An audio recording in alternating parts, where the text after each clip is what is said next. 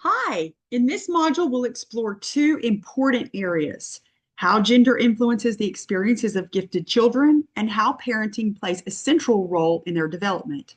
These themes connect directly to classroom practice because as teachers, we work not only with the students, but also with the families.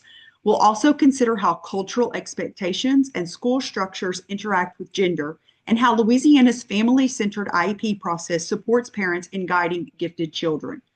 So let's go ahead and jump in. We're going to be covering gender and parenting of gifted children in Education 686 here at McNeese State University.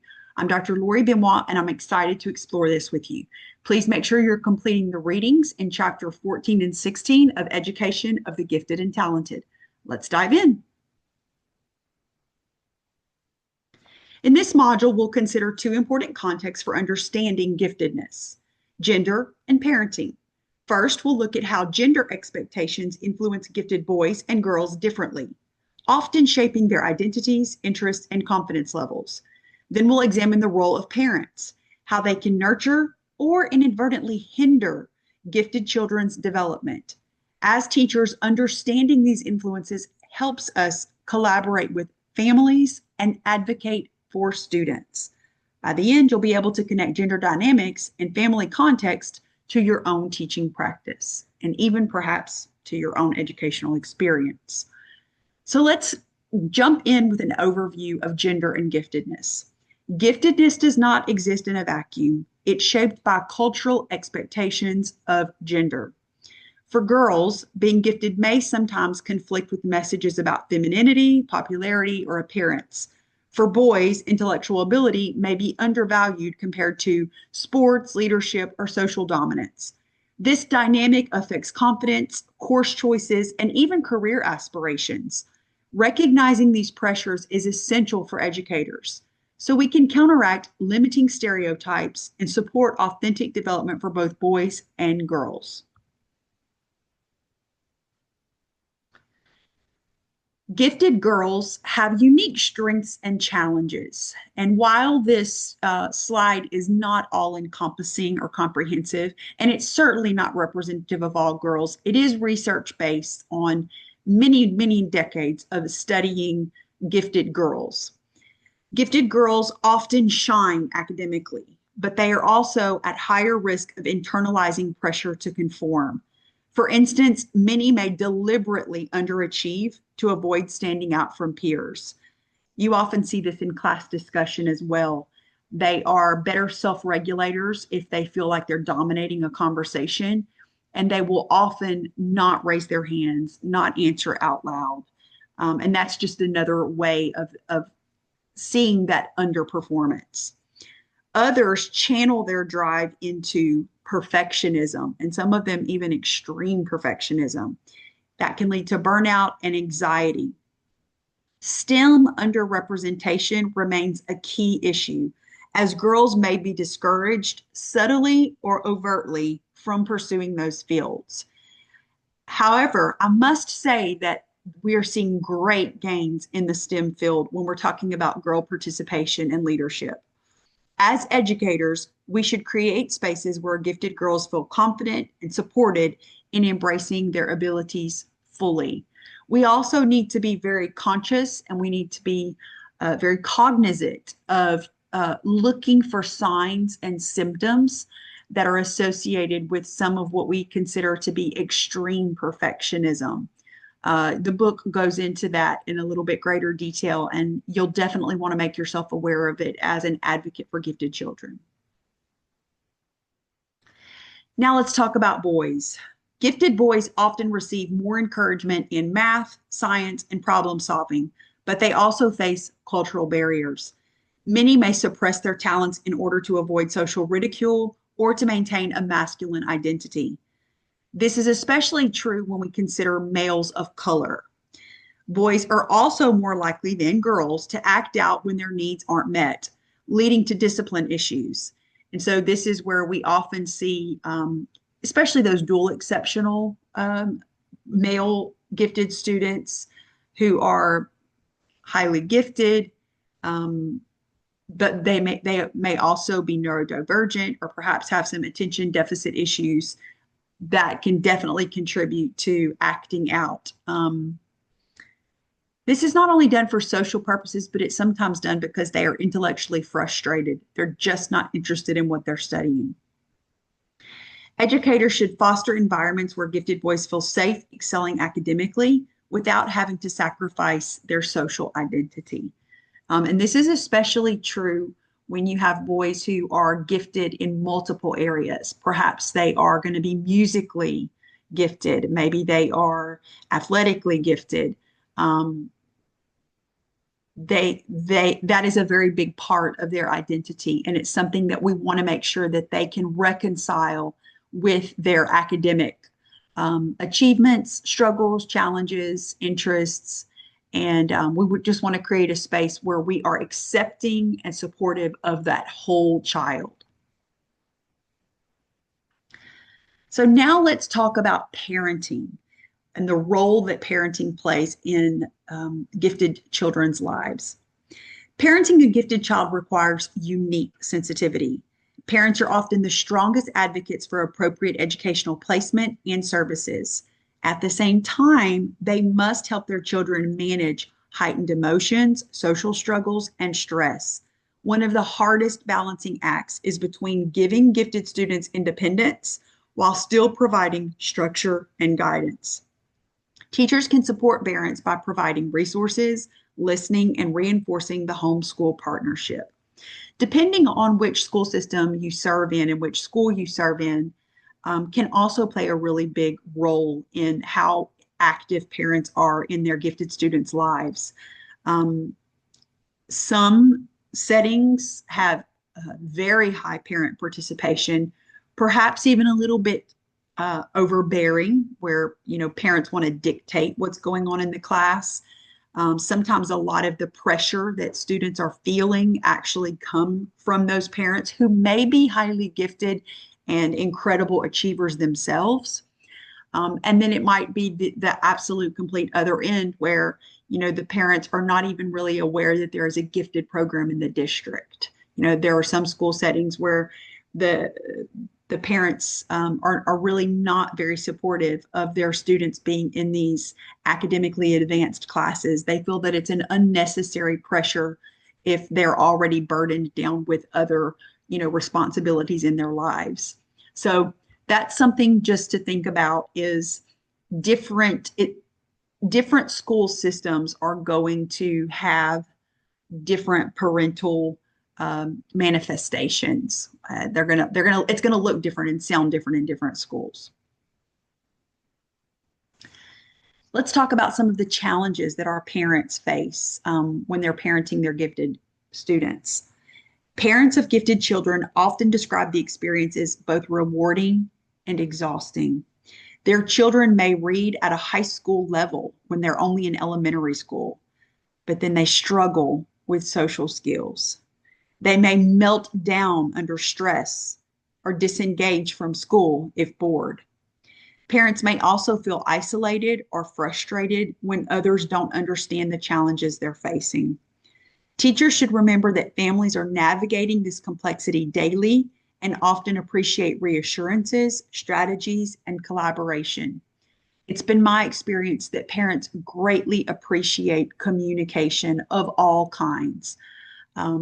They enjoy having teachers as part of a critical part of their children's lives, and they appreciate when teachers are able to express that they're on their side and they're trying to help them figure out how to navigate parenting a gifted child. So now let's talk about the home and the school partnership. And it is truly a partnership. The most successful support for gifted students comes from collaboration between school and home. Teachers provide insight into academic progress, while parents offer valuable knowledge about the child's emotional world and long-term goals. Respect and shared problem solving are key. This partnership ensures gifted students get the consistent support they need across context. And we also can leverage our resources and our connections when we're communicating together. That's why regular open communication between parents and teachers is essential. Consistency in expectations and support are not only desirable, but they are essential pieces to the puzzle of supporting a gifted child. And we must ensure that we have respect for both the parents and the teachers' perspectives. This is something that is going to look a little bit different in elementary, middle, and high school. Remember that in elementary school, the students are going to have, one or two at the most primary teachers, whereas in high school, they're going to have many teachers.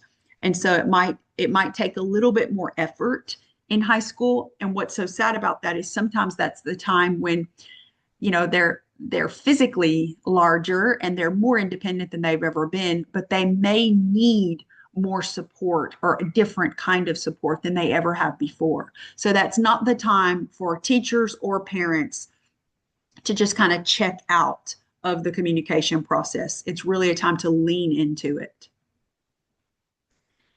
Strong parenting support is about balance. Children need permission to explore widely, and the ability to fail safely is important. This is important when we're advocating for opportunities for them to have at school. Collaboration between parents and teachers ensures that students don't slip through the cracks or burn out from unrealistic pressure.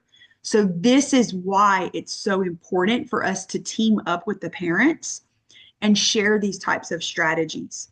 So parents need to know that encouraging exploration in all domains is very important. For example, sometimes joining the theater group is exactly what a student needs to set them on fire about school again. Do they plan to pursue theater as a career? Probably not. Maybe so, but many of them simply need something else, whether it's that social aspect, the creative aspect, the way that music, theater, the arts, student government, the way that it allows them to collaborate with peers. Again, sometimes that can motivate them to participate in other aspects of school as well, including their academics. Parents need to provide a safe space for emotional expression. And this is going to look different in each home. And so as a teacher, you're going to have to be sensitive to what it looks like in different households, in different cultures, what that means for them to be able to create a safe space. The textbook actually talks a bit more about this piece of it. Collaborate with schools on appropriate challenges. So, this is something that parents can do. They don't have to pretend like, everything is wonderful and, everything's rainbows and unicorns. If they need help, we need to encourage them to communicate that with us.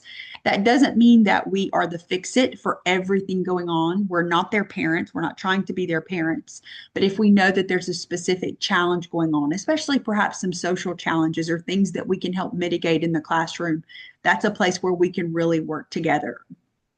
And then seeking out gifted organizations, parent networks, and resources can really be the key to help parents not feel so isolated in this journey and to help them, leverage some of the wisdom that's already been gleaned from raising gifted children. So let's look at this case example. We have a gifted fifth grade girl in Louisiana excelling in math, but the parents are hesitant to allow acceleration. Remember, we talked about that in a previous module because they fear social difficulties. Meanwhile, her teachers worry she is becoming disengaged and under-challenged. So these are some things we should consider. What advice would you give this family? How might Louisiana's IP process help balance academic challenge with social emotional needs? What biases about gender may be influencing decisions here? And what other data would we need to consider before making this decision? In this case, we definitely want to consider all aspects of this student's, the intersection of gender, parenting, and state policy. Notice the tension. The parents prioritize social comfort while the teachers focus on academic growth. The IEP system provides a formal mechanism for collaboration, but biases, such as assuming a girl can't handle acceleration, can still shape the outcomes.